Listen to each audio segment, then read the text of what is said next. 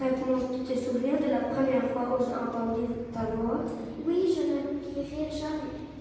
Ce jour-là, tu devais tout faire pour te sortir de sa tour. Tu m'as sauvée, j'étais toute seule enfermée dans cette tour. Si je pouvais remonter le temps, je ferais en sorte que toutes les tours aient une porte. Cette année, nous, élèves de la CE2D de la Sainte-Famille Fanard, avons participé au projet X Défi Technologie. Nous avons décidé de transformer la tour de réponse en une tour équipée d'une porte. Ainsi, aucune princesse ne sera prisonnière à l'intérieur, tout en respectant les critères exigés et les objectifs du développement durable. Sur notre cahier des charges, nous avons planifié les scénarios de conception en nous basant sur la démarche d'investigation. Nous avons réalisé un croquis, nous avons fait des recherches sur l'architecture durable, puis nous avons dressé la liste du matériel à utiliser. Carton, Papier, pomme de pain, boîte de Pringles, du bois, plastique coloré, Pile, ampoule, fil électrique, figurines de 5 cm, de la farine et de l'eau, et un bac à gaz.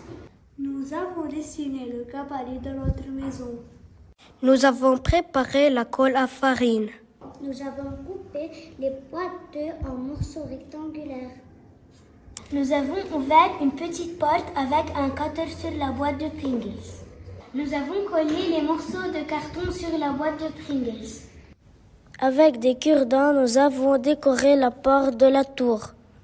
Nous avons tracé des cercles de différentes dimensions sur du carton et nous les avons découpés avec un poinçon. Nous avons tracé un grand rectangle et nous avons ouvert 3 fenêtres. Nous avons préparé le toit de la maison avec du carton et des pommes de pain que nous avons détachées. Les vitres sont faites de plastique coloré. Tous ces matériaux sont récupérés des poubelles de recyclage. Nous avons remarqué que notre tour ne tenait pas bien debout. Pour résoudre ce problème, nous avons visité le bureau d'une architecte qui nous a informés sur les matériaux en architecture durable, les étapes de construction et les métiers adjoints. Suite à cette visite, nous avons fixé la tour sur un carton rigide afin de solidifier la base.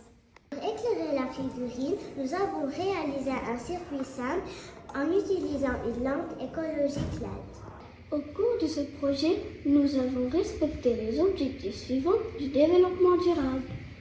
Nous avons utilisé une lampe LED à faible consommation d'énergie et à un coût abordable, ainsi que des panneaux solaires.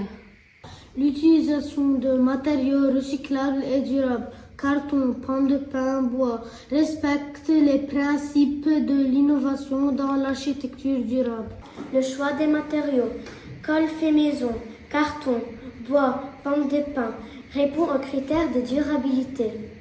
Les arbres de cèdre, symbole de notre patrimoine, améliorent la qualité de l'air. Les poubelles de tri des déchets réduisent l'impact environnemental. L'utilisation de matériaux recyclables limite la consommation de nouvelles ressources. Le compost favorise la gestion des ressources naturelles. Ce projet interdisciplinaire impliquant plusieurs enseignements QLM, français, maths, arabe et arts plastiques favorise la participation et la collaboration de tous. La visite d'un bureau d'architecture et notre convention de partenariat avec l'association Arc-en-Ciel nous a permis de créer un lien entre l'école et les professionnels. Regarde cette belle tour et ce beau jardin. Je crois qu'aucune princesse n'hésitera à vivre de nouveau dans cette tour.